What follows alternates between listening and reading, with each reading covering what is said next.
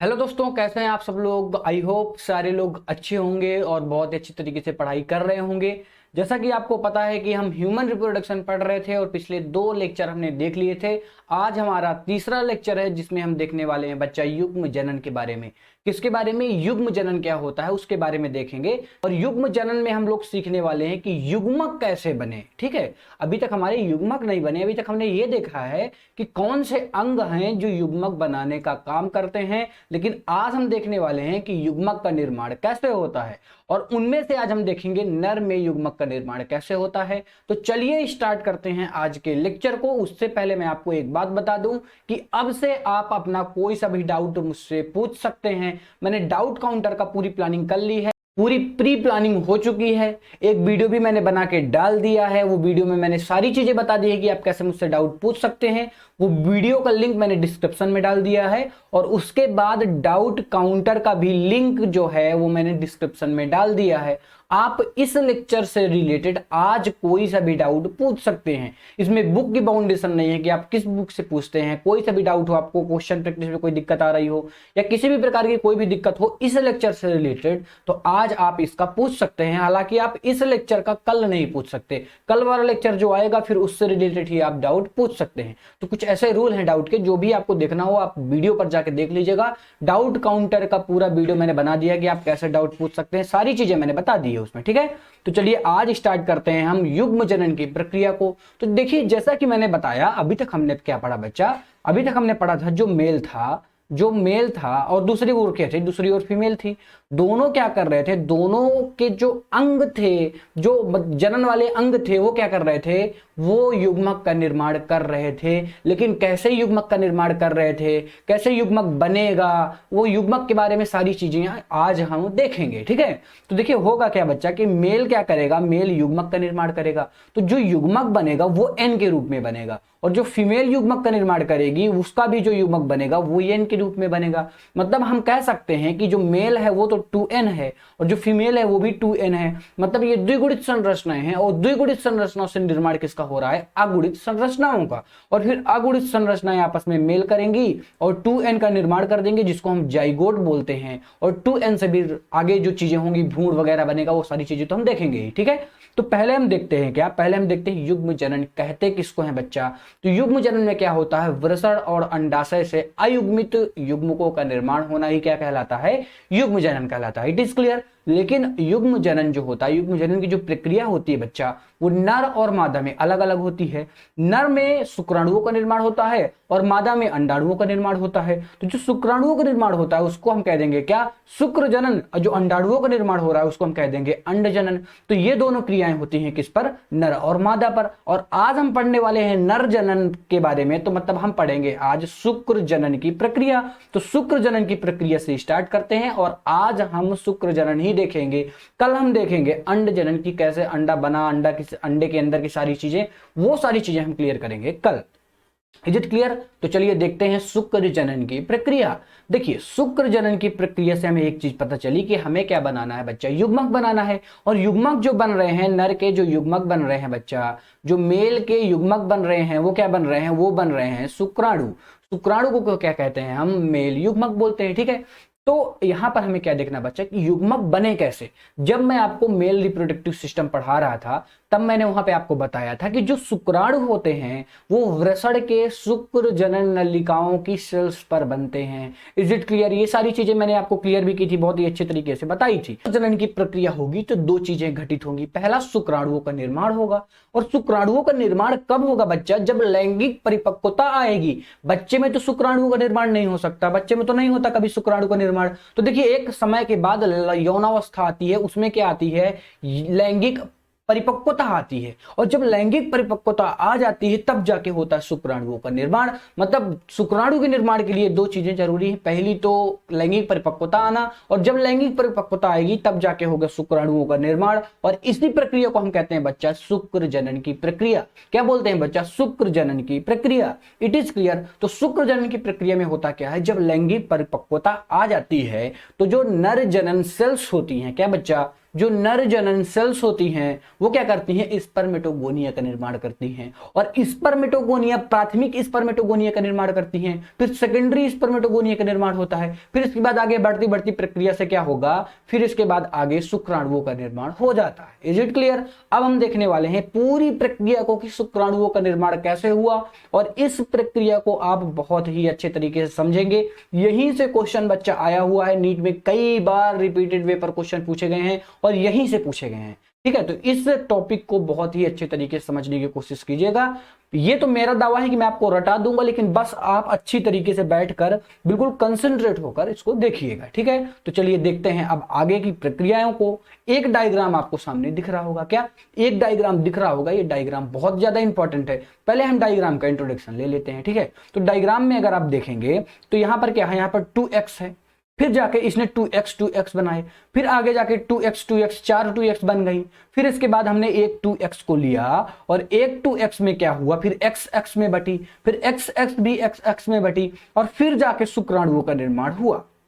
तो देखिए जो भी स्टेप हैं ये स्टेप पूछे जाते हैं कि कौन सा स्टेप को हम क्या बोलते हैं।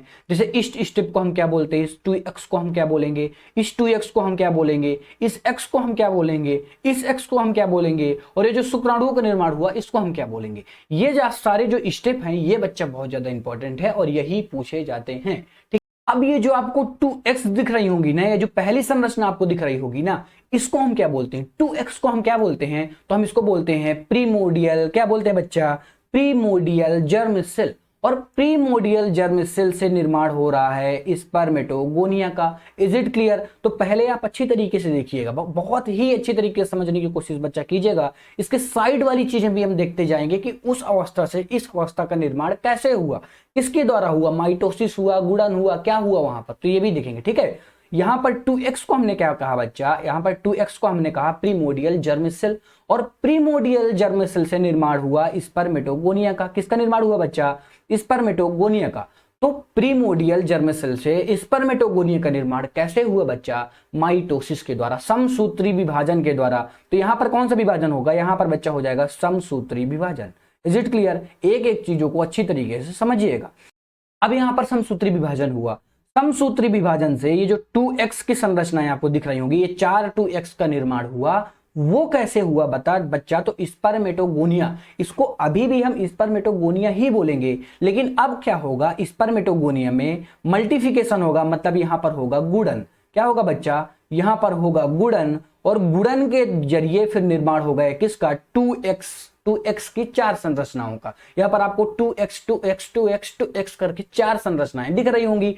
तो पहले क्या हुआ बच्चा, पहले ये जो 2x आपको दिख रहा होगा, ये जो 2x था, इस 2x में क्या हुआ, समसूत्री विभाजन हुआ। क्या हुआ बच्चा, समसूत्री विभाजन हुआ, और इससे निर्माण हुआ किसका, 2x का निर्माण हुआ, जिसको हमने क्या कहा, स्पर्मेटोगोनिया कहा। और फिर स्पर्मेटोगोनिया में क्या हुआ, गुणन हुआ। स्पर्मेटोगोनिया में क्या हुआ बच्चा, गुणन। और गुणन का मतलब भी आपको दिख रहा होगा, गुणन मतलब ये अधिक हो रही हैं। ठीक है, तो अधिक होकर ये क्या की, 2x की 4 संरचनाओं का निर्माण की बच्चा। किसका निर्माण की, 2x की 4 संरचनाओं का निर्माण की। यहां तक की चीजें समझ में आई। अब हम आगे पढ़ेंगे। अब देखिए जो स्पर्मेटोगोनिया था, स्पर्मेटोगोनिया से प्राइमरी स्पर्मेटोसाइट्स का निर्माण हो रहा है। तो स्पर्मेटोगोनिया से प्राइमरी स्पर्मेटोसाइट्स का निर्माण कैसे हुआ बच्चा, उसमें से हमने एक सेल्स को ली। क्या बच्चा, एक सेल्स को ली, जिसको हमने क्या कहा, प्राइमरी स्पर्मेटोसाइट्स। क्या बच्चा कहा उसको, प्राइमरी स्पर्मेटोसाइट्स। हमारे पास 4 2x थी, कितनी 4 2x थी, उनमें से मैंने अगर एक सेल को ली और उसको मैंने क्या कहा, उसको बच्चा मैंने कहा प्राइमरी स्पर्मेटोसाइट्स। अब प्राइमरी स्पर्मेटोसाइट्स में क्या हुआ, अर्धसूत्री विभाजन फर्स्ट। क्या हुआ बच्चा, अर्धसूत्री विभाजन फर्स्ट।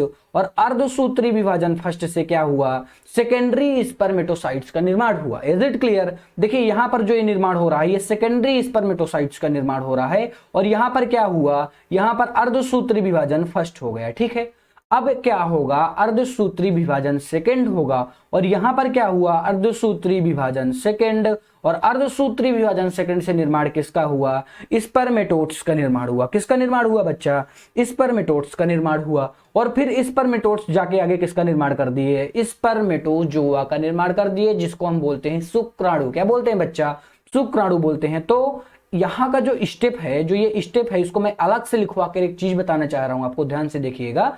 यहां पर मैं क्या कहना चाह रहा हूं, मैं कहना चाह रहा हूं कि जो शुक्र जनन की प्रक्रिया है ना, उसका जो लास्ट वाला स्टेप अभी आप देख रहे होंगे, जिस पर आपने देखा कि जहां पर स्पर्मेटोड्स जो थे वो क्या कर रहे थे, शुक्राणुओं का निर्माण कर रहे थे, मतलब शुक्राणुओं में रूपांतरण हो जा रहे थे। तो इस प्रक्रिया को हम बोलते हैं स्पर्मेटोजेनेसिस। क्या बोलते हैं बच्चा, स्पर्मेटोजेनेसिस बोलते हैं। It is very important point. क्या है बच्चा, वेरी इंपॉर्टेंट पॉइंट है, बहुत ज्यादा इंपॉर्टेंट है कि जो लास्ट स्टेप अभी हमने देखा, उस स्टेप को हम क्या बोलते हैं, उसको हम बोलते हैं स्पर्मेटोजेनेसिस। और उसको मैंने एक नोट डाल के लिखवा भी दिया ताकि आपको कोई भी कंफ्यूजन ना हो। ठीक है, अब हम आगे देखते हैं। तो देखिए पूरी प्रक्रिया एक बार फिर से मैंने चार्ट पर लिख दी। सबसे क्या पहले क्या थी, प्रीमोडियल सेल थी। क्या, प्रीमोडियल सेल थी, जो कि निर्माण किसका कर रही थी, स्पर्मेटोगोनिया का निर्माण कर रही थी। और स्पर्मेटोगोनिया का निर्माण बच्चा कैसे कर रही थी, स्पर्मेटोगोनिया का निर्माण कर रही थी समसूत्री विभाजन द्वारा। किसके द्वारा बच्चा, समसूत्री विभाजन द्वारा इसका निर्माण कर रही थी। अब स्पर्मेटोगोनिया निर्माण कर रही थी प्राइमरी स्पर्मेटोसाइट्स का। और प्राइमरी स्पर्मेटोसाइट्स का निर्माण कैसे कर रही थी बच्चा, गुणन करके। कैसे कर रही थी, गुणन करके प्राइमरी स्पर्मेटोसाइट्स का निर्माण कर रही थी। और प्राइमरी स्पर्मेटोसाइट्स सेकेंडरी स्पर्मेटोसाइट्स का निर्माण कैसे कर रही थी, अर्धसूत्री विभाजन द्वारा। कैसे बच्चा, अर्धसूत्री विभाजन फर्स्ट द्वारा किसका निर्माण कर रही थी, सेकेंडरी स्पर्मेटोसाइट्स का निर्माण कर रही थी। और सेकेंडरी स्पर्मेटोसाइट्स में क्या हो रहा था, मियोसिस सेकेंड, मतलब अर्धसूत्री विभाजन सेकेंड हो रहा था। और निर्माण किसका हो रहा था, स्पर्मेटोड्स का निर्माण हो रहा था। और फिर ये जाकर रूपांतरित हो जा रहे थे किस पर, शुक्राणु पर, जिस प्रक्रिया को हम क्या बोलते हैं, स्पर्मेटोजेनेसिस बोलते हैं। Is it clear. ये चीज मैंने आपको बहुत ही बेहतरीन तरीके से समझाई है। आई होप ये चीज आपको अच्छी तरीके से क्लियर भी हो गई होगी। अब हम आगे देखते हैं और अब हम देखेंगे जो शुक्राणु हमारे बन चुके हैं। अभी तक क्या हुआ कि शुक्राणुओं का निर्माण हो चुका है। अब बच्चा शुक्राणुओं के निर्माण के बाद क्या होता है, शुक्राणु को पोषण वगैरह चाहिए तुरंत। तो शुक्राणु बनने के बाद तुरंत तो निकल नहीं जाएंगे, निकलेंगे तभी ना जब निषेचन होगा, जब उनकी प्रक्रियाएं होंगी।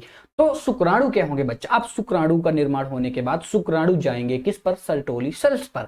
और सर्टोली सेल्स की सेल जो होती है, जैसे सर्टोली सेल्स आपको यहां पर दिख रही होगी, ये शुक्राणु आपको दिख रहा है। ये क्या दिख रहा है, शुक्राणु दिख रहा है। और शुक्राणु के बगल में क्या दिख रहा है बच्चा, सर्टोली सेल्स दिख रही हैं। तो शुक्राणु क्या होगा, सर्टोली सेल्स पर धंस जाएगा, पोषण वगैरह लेता रहेगा। और कुछ बहुत जो शुक्राणु है वो अगर मरमुरा गए तो फिर उनका पोषण भी, उनका भक्षण भी क्या कर लेगा, सर्टोरी सेल्स कर लेता है। तो सर्टोरी सेल्स दो तरीके का काम कर रहा है, एक तो पोषण कर रहा है, एक तो पोषण दे रहा है।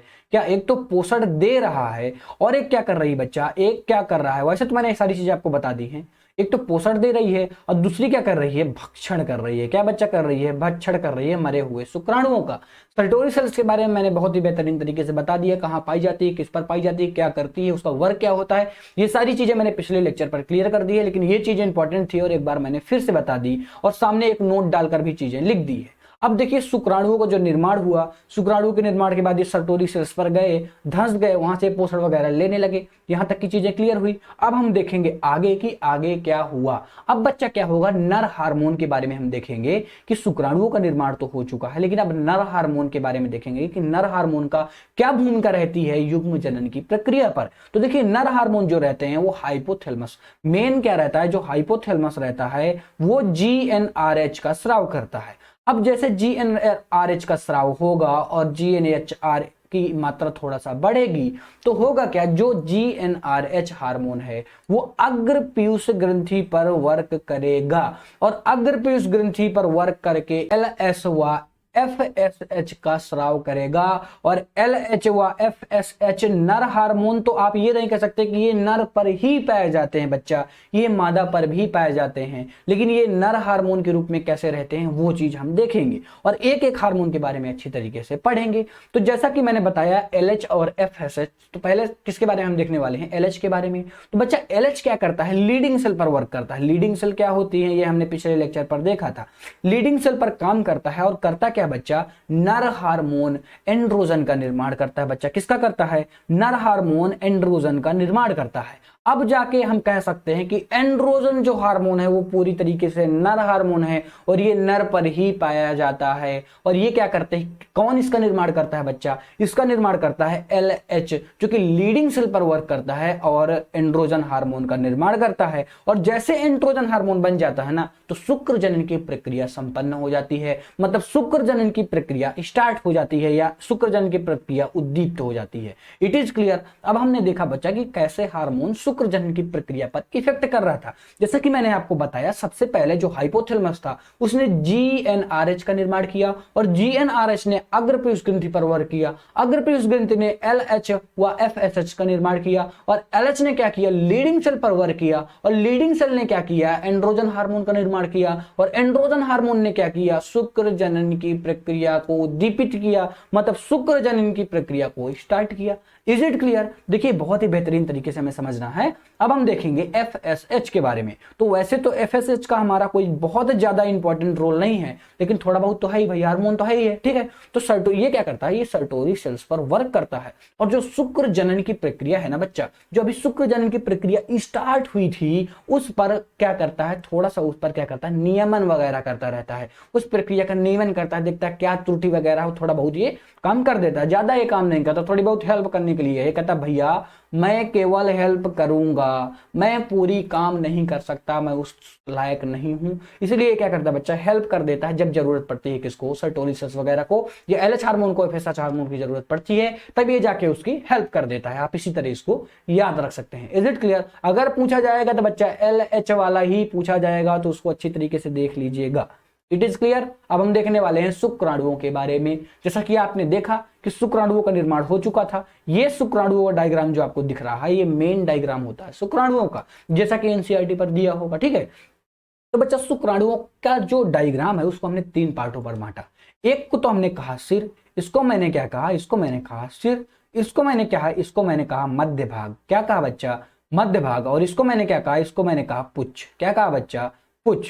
तो अब देखिए अगर मैं सिर की बात करूं बच्चा, तो सिर में आपको 2 पार्ट दिख रहे होंगे, एक तो ये वाला पार्ट दिख रहा होगा और एक तो बच्चा ये वाला पार्ट दिख रहा होगा। तो दोनों पार्ट के बारे में हम अलग अलग तरीके से पढ़ेंगे और बच्चा ये बहुत ज्यादा इंपॉर्टेंट है, तो अच्छी तरीके से समझने की कोशिश कीजिएगा, ठीक है। तो देखिए जैसे शुक्राणुओं की बात आती है, तो अभी तक मैंने बताया कि शुक्राणु वगैरह बन चुके थे, हमने हार्मोन देख लिए, शुक्राणु बना लिए, शुक्राणु सर्टोरी सेल्स पर अभी तक धंसे हुए हैं।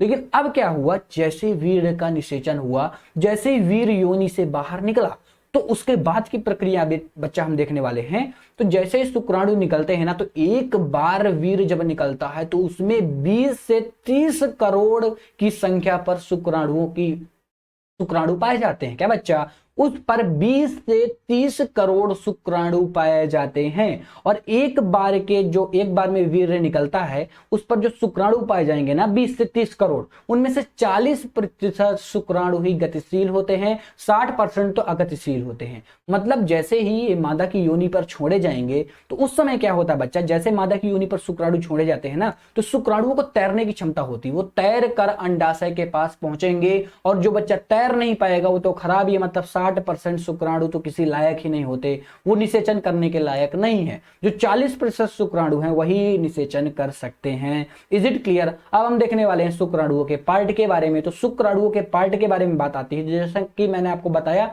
कि हम 3 पार्टों में इसको हम 3 पार्ट में इसको ले सकते हैं। तो सबसे पहला पार्ट आता है सिर, और सिर में हम क्या करेंगे बच्चा, सिर में हम इसको 2 पार्टों में डिवाइड करेंगे। सबसे पहले ऊपर वाली जो ये आपको दिख रहा होगा, ऊपर दिख रहा होगा, उसके बारे में हम पढ़ेंगे, फिर इसके बाद उसके नीचे वाले के बारे में बात पढ़ेंगे, ठीक है। Is it clear?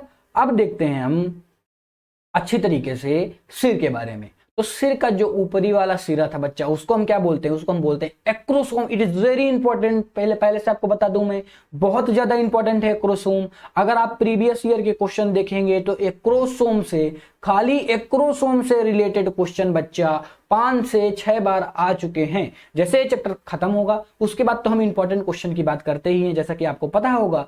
तो क्या करेंगे, उसी के साथ साथ क्या करेंगे, हम देख लेंगे, वहां पर भी इंपॉर्टेंट क्वेश्चन देख लेंगे और पता भी चल जाएगा आपको कि यार वास्तुविकता में बहुत ज्यादा इंपॉर्टेंट है, ठीक है। तो एक्रोसोम की जैसे बात आ जाती है, तो एक्रोसोम क्या था, जैसे ये शुक्राणु है, ठीक है, ये जैसे रहा शुक्राणु, तो शुक्राणु का जो ये ऊपरा वाला सिरा दिख रहा होगा ना, सबसे टॉप वाला सिरा, उसको हम क्या बोलते हैं, एक्रोसोम। और एक्रोसोम जो रहता है बच्चा वो क्या रहता है, टोपी नुमा संरचना रहती है। Is it clear? जैसा कि आपको पता है कि ऊपर वाली संरचना है तो टोपी नुमा तो होगी ही। अच्छा, टोपी नुमा संरचना के साथ साथ ये क्या करता है बच्चा, ये अंडाणुओं को भेदता है। क्या करता है, अंडाणुओं को भेदता है। अब जब ये शुक्राणु चला जाता है किसके पास, अंडाशय के पास। सपोज दैट ये रहा अंडाशय और इस पर अब क्या आ चुका है, इस पर आ चुका है शुक्राणु। तो ये जो अगला वाला पार्ट आपको दिख रहा होगा ना, ये शुक्राणु की परत को भेद देता है। अब कैसे भेदता है बच्चा, ऐसा तो नहीं उसके अंदर कोई क्षमता उमता है भेदता चला गया, तो उसने बात करेंगे। उससे पहले एक इंपॉर्टेंट पॉइंट की बात बता दूं आपको, ये जो तीसरा पॉइंट आपको दिख रहा है ना बच्चा, ये बहुत ज्यादा इंपॉर्टेंट पॉइंट है कि जो एक्रोसोम है वो गोल्जी काय का रूपांतरण है। बहुत ज्यादा इंपॉर्टेंट पॉइंट है, एनसीईआरटी की लाइन है जो कि बहुत ज्यादा इंपॉर्टेंट है बच्चा, कि जो एक्रोसोम है वो रूपांतरण किसका है, तो गोल्जी काय का रूपांतरण है बच्चा। किसका रूपांतरण है, गोल्जी काय का रूपांतरण है। ठीक है, अब देखिए जो एक्रोसोम्स होता है ना, मैंने जैसा कि आपको बताया कि एक्रोसोम पर एंजाइम पाए जाते हैं, तो कौन सा एंजाइम बच्चा पाया जाता है, पाया जाता है स्पर्म लाइसिन एंजाइम पाया जाता है बच्चा। क्या पाया जाता है, स्पर्म लाइसिन एंजाइम पाया जाता है। अब ये स्पर्म लाइसिन एंजाइम भी कई तरीके का होता है, 3 तरीके का बेसिकली होता है। कौन कौन से तरीके होते हैं, तीनों आपको सामने दिख रहे होंगे, और ये तीनों के बारे में हम बात करने वाले हैं और एक एक के बारे में बात करेंगे। इनमें से सबसे ज्यादा इंपॉर्टेंट क्या है, हाइलुरोनिडेज एंजाइम, जो कि पहला नंबर है, ये बहुत ज्यादा इंपॉर्टेंट है। थोड़ी थोड़ी चीजें हम देखेंगे, यहां से क्वेश्चन नीट पे पूछा गया है, इससे क्वेश्चन नीट में पूछा गया है, इसीलिए इसको हम अच्छी तरीके से देखेंगे। तो पहला एंजाइम आता है हाइलुरोनिडेज एंजाइम। तो अब हम इसके बारे में देखते हैं। तो देखिए ये जो एंजाइम रहता है बच्चा, ये क्या करता है, ये मेन एंजाइम होता है जो अंडाशय की परतों को भेदने पर हेल्प करता है। और कैसे करता है, देखिए अंडाशय की जो परत है उस पर एक तरीके का अम्ल पाया जाता है जिसको हम बोलते हैं हाइलुरोनिडिक अम्ल। क्या बोलते हैं बच्चा, हाइलुरोनिडिक अम्ल। और इस अम्ल को क्या करता है, ये अपघटित करता है। ये जो एंजाइम होता है बच्चा, इस अम्ल को अपघटित कर देगा। अब सपोज दैट ये डायग्राम आपको दिख रहा है, एक डायग्राम, एक मैं इमेजिनेशन बता रहा हूं, ये कोई क्लियर डायग्राम नहीं, फिर से बता दूं आपको। सपोज दैट ये अंडाशय आपको दिख रहा है और इस अंडाशय पर ये कुछ इस तरह की संरचना आपको दिख रही होगी, थोड़ा थोड़ा ये दिख रहा है। ठीक है, अब मैं कलर चेंज करता हूं, फिर इसके बाद अच्छी तरीके से आपको क्लियर करता हूं। देखिए अब ध्यान दीजिएगा यहां पर जो मैं समझाना चाह रहा हूं आपको। ओ हाँ, अब देखिए ध्यान से, ये क्या हो गया भाई साहब, 1 मिनट भैया। हाँ,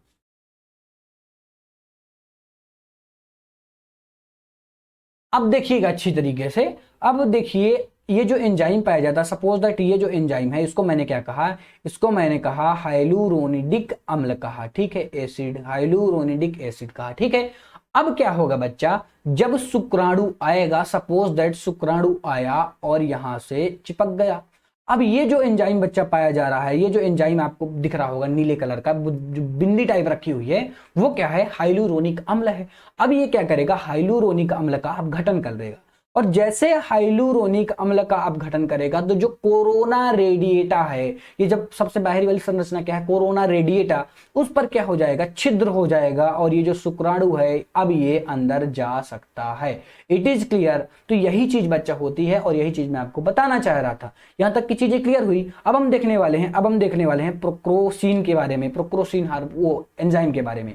तो ये क्या करता है बच्चा, जोना पेलुसिडा को भेजता है। और जो तीसरा एंजाइम है जिसको हम बोलते हैं कोरोना पेनेट्रिक एंजाइम, तो ये क्या करता है बच्चा, ये करता है कोरोना रेडिएटा को भेजने पर उनकी क्या करता है, सहायता करता है। यहां पर एक चीज देखिएगा, भेजता नहीं बच्चा, ये सहायता करता है। जो मेन भेजता है वो तो हाइलुरोनिडेज एंजाइम ही भेजता है और ये एंजाइम आपके लिए बहुत ज्यादा इंपॉर्टेंट है।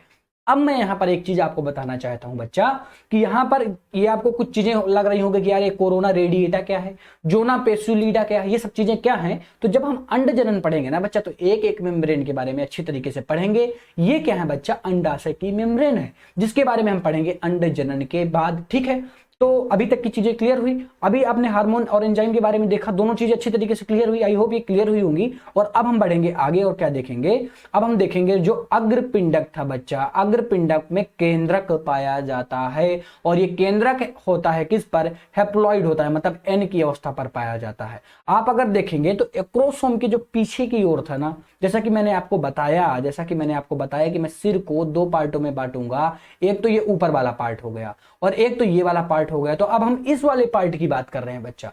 तो जो एक्रोसोम के पीछे वाला पार्ट होता है वहां पर केंद्रक पाए जाते हैं और न्यूक्लियस वगैरह भी पाया जाता है। तो जो बच्चा केंद्रक होता है ना, वो केंद्रक हैप्लॉइड अवस्था में पाया जाता है, मतलब कि एन अवस्था पर पाया जाएगा इसका केंद्रक। और ये जो केंद्रक होता है बच्चा, इसी पर क्या रहता है, अनुवांशिक लक्षण समाहित रहते हैं। ये बहुत ज्यादा इंपॉर्टेंट है। पिता के जितने भी अनुवांशिक लक्षण रहेंगे उसके केंद्रक पर, मतलब ये जो आपको दिख रहा होगा एक्रोसोम के पीछे वाला पार्ट ना, ये बहुत ज्यादा इंपॉर्टेंट है, इसी पर सारी सामग्री है। ठीक है, इट इज क्लियर। अब हम देखने वाले हैं किसके बारे में, अब हम देखने वाले हैं किसके बारे में, मध्य भाग के बारे में। तो अब मध्य भाग, जिसको मिडिल एरिया बोलते हैं हम, ये जो आपको दिख रहा होगा ये मिडिल भाग है। और इसमें हमको बच्चा एक ही चीज याद रखनी है, वो है कि मिडिल पार्ट में इसके क्या पाया जाता है, माइटोकॉन्ड्रिया की संख्या पाई जाती है। और अगर माइटोकॉन्ड्रिया पाई जा रही है मतलब यहाँ पर एनर्जी का उत्पादन हो रहा होगा, और ये एनर्जी का उपयोग करते हैं शुक्राणु अपने गति के लिए। ये बहुत ज्यादा इंपॉर्टेंट है और नीट पर आया हुआ क्वेश्चन है। जहां पर भी नीट पर आए हुए क्वेश्चन है वहां पर मैं नीट लिखे दे रहा हूं। ठीक है, तो ये बहुत ज्यादा इंपॉर्टेंट था। मध्य भाग पर माइटोकॉन्ड्रिया पाया जाता है जो कि ऊर्जा को उत्पादन करता है, और उस ऊर्जा का उपयोग शुक्राणु किस पर करते हैं, गति पर करते हैं। Is it clear? अच्छी तरीके से आपको समझ में आया। अब हम देखने वाले हैं क्या, पुच्छ के बारे में, कि जो पुच्छ थी वो क्या थी बच्चा। जैसे कि आपने देखा ये था शुक्राणु, ये था शुक्राणु, और इस शुक्राणु का मिडिल एरिया हो गया, और इस मिडिल एरिया के बाद ये पाई जाती है पुच्छ, जिसको हम बोलते हैं क्या बच्चा, पुच्छ बोलते हैं। और पुच्छ के बारे में हम देखने वाले हैं। तो पुच्छ में आपको कुछ नहीं याद रखना, पुच्छ में खाली आपको एक चीज पता करनी है कि बता ये जो पुच्छ होता है ना, ये क्या करती है, गति प्रदान करती है शुक्राणुओं को। जितनी बड़ी जितनी अच्छी पुच्छ रहेगी उतने ही अच्छी तरीके से वो गति पा पाएगा। और यही चीज इसमें आपको केवल देखनी है कि जो पुच्छ है वो मेनली किसका काम कर रही है बच्चा, गति प्रदान करने का काम कर रही है। It is clear. इसमें एक प्रकार का अच्छी तंतु भी पाया जाता है जिसको हम एक्सोनीमा भी बोलते हैं। क्या बच्चा, एक्सोनीमा भी बोलते हैं। It is clear. जो भी इसमें इंपॉर्टेंट था मैंने बताया। इसमें आपको केवल एक चीज इंपॉर्टेंट है पुच्छ वाले में, कि जो पुच्छ है वो गति प्रदान करती है। और जो दूसरी चीज इंपॉर्टेंट है बच्चा, इसमें 9+2 का विन्यास पाया जाता है। ये बहुत ज्यादा इंपॉर्टेंट है, बहुत ज्यादा इंपॉर्टेंट है। और नीट पर आया हुआ क्वेश्चन जो था वो यही था। मतलब ये आप इसको आपको मिस नहीं करना। इस पर जो पाया जाता है, जो विन्यास पाया जाता है वो कसाब के समान पाया जाता है। और जैसा कि आपको पता है बच्चा कि कसाब में जो विन्यास पाया जाता है वो 9+2 का पाया जाता है। सेल वाले चैप्टर में आपने इसको अच्छी तरीके से पढ़ा होगा। Is it clear? और अब हम देखने वाले हैं कुछ इंपॉर्टेंट चीज जो कि एनसीईआरटी पर नहीं है। मैं आपको फिर पहले ही बता दूं, एनसीईआरटी पर ये सारी चीजें नहीं हैं, लेकिन ये तब भी हमारे लिए क्या है, तब भी हमारे लिए इंपॉर्टेंट है, इसलिए मैंने इनको लास्ट पर लिख भी दिया। ठीक है, तो कुछ बीमारियां हैं एक तरीके की। सबसे पहली बात आ जाती है ओलिगोस्पर्मिया की। तो ओलिगोस्पर्मिया क्या होती है बच्चा, इस पर क्या होता है, जब भी जो वीर्य रहता है ना उस पर 2 मिलियन से कम शुक्राणु हो जाते हैं, तो उस अवस्था को हम क्या कहेंगे, ओलिगोस्पेर्मिया। क्या बोलेंगे बच्चा, ओलिगोस्पेर्मिया। It is clear. और दूसरी अवस्था जिसको हम बोलते हैं एजुस्पेर्मिया, उस पर क्या होता है, वीर्य में शुक्राणु अनुपस्थित ही रहते हैं। मतलब वीर्य तो बन रहा है लेकिन शुक्राणुओं का निर्माण नहीं हो रहा, तो इस अवस्था को हम कहते हैं एजुस्पेर्मिया। ठीक है। और जो तीसरी अवस्था आ जाती है वो आ जाती है नेक्रोस्पेर्मिया, जिस पर क्या होता है, वीर्य में अचल शुक्राणु पाए जाते हैं। जैसा कि मैंने बताया कि जो 40% शुक्राणु होते हैं बच्चा वो तो चल होते हैं, और जो 60% शुक्राणु होते हैं वो तो अचल होते हैं। तो मतलब ये 60% वाले शुक्राणु ही पाए जाएंगे, ये 40 वाले अनुपस्थित रहेंगे। तो इस प्रक्रिया को हम कह देंगे बच्चा नेक्रोस्पेर्मिया। ये थोड़ी सी चीजें इंपॉर्टेंट थी, एक प्रकार की टर्मोलॉजी है और ये आपके लिए इंपॉर्टेंट थी, मैंने आपको बता दिया। अब देखिए, आई होप ये सारी चीजें आपको अच्छी तरीके से क्लियर हुई होंगी। अगर आपको कोई सा भी डाउट होता है तो आप डाउट काउंटर पर आकर पूछ सकते हैं। डाउट काउंटर की जो लिंक है मैंने डिस्क्रिप्शन पर भी दे दी है। अगर वहां पर आपको नहीं मिल रही है, आप नहीं देख पा रहे हैं, तो आप मेरे चैनल पर जाइए, अबाउट पर जाइए। अबाउट पर 2 तरीके की चीजें लिंक दी होंगी, एक तो दी होगी नोट्स और पीडीएफ की, जिस पर भी मैंने ज्यादा कुछ चीजें नहीं डाली हैं, और एक दिया होगा डाउट काउंटर की। आपको डाउट काउंटर क्लिक करना है। आप डाउट काउंटर क्लिक करते ही इंस्टाग्राम पर पहुंच जाएंगे, और इंस्टाग्राम पर आप मुझे फॉलो करिए, और इसके बाद आप मैसेज डालिए जो भी आपका डाउट है। किसी भी प्रकार का डाउट हो, किसी भी बुक से डाउट हो, कोई भी क्वेश्चन प्रैक्टिस के डाउट हो, तो आप उसमें डाल सकते हैं। लेकिन एक बात का याद रखिएगा कि बच्चा, डाउट आप आज का ही आज पूछ सकते हैं। ये जो बच्चा डाउट रहता है वो 10 AM से 10 PM तक आप कभी भी पूछ सकते हैं, बशर्ते एक शर्त है इसमें, वो क्या है कि आप आज का डाउट आज ही पूछ पाएंगे। अगर आपने मेरा आज का लेक्चर लिया है तो इस लेक्चर से रिलेटेड कोई सा भी डाउट आप मुझसे पूछ सकते हैं, लेकिन कल आप इसी लेक्चर से रिलेटेड मुझसे कोई भी डाउट नहीं पूछ सकते हैं। मतलब डेली का डाउट डेली ही पूछ सकते हैं, इधर उधर के डाउट आप नहीं पूछ सकते, जो कि मेरे लिए पॉसिबल नहीं है, क्योंकि मैं एक दिन में एक उसी दिन का डाउट ही बता सकता हूं। अगर मैं ऐसे बताने लगा कि कल का भी बताऊंगा, आज का भी बताऊंगा और आने वाले कल का भी बताऊंगा, तो ऐसे में डाउट ही बताता रह जाऊंगा और फिर मैं कुछ नहीं कर पाऊंगा, लेक्चर वगैरह नहीं बना पाऊंगा, क्योंकि बहुत बड़ी बात है डाउट काउंटर। और ये मैंने जो दी है आपको बच्चा डाउट काउंटर की एक नई सोच, वो बहुत ही अच्छा है। अगर आप पर डे लेक्चर ले रहे हैं और पर डे लेक्चर की नोट्स पढ़ रहे हैं और इसके बाद क्या कर रहे हैं, क्वेश्चन प्रैक्टिस कर रहे हैं, उसके बाद जहां भी आपको कोई डाउट आ रहा है तो आप पूछिए। अगर आप इतना भी अगर नहीं पढ़ पा रहे हैं, मतलब फिर आप डाउट पूछने के लायक भी नहीं है और मैं डाउट बता भी नहीं सकता आपका, ठीक है। तो आई होप ये सारी चीजें आपको अच्छी तरीके से क्लियर हुई होंगी, डाउट काउंटर वाली भी थिंकिंग आपको अच्छी लगी होगी। कोई भी डाउट हो तो आप पूछिए और मिलते हैं कल सुबह 10 बजे। Thank you.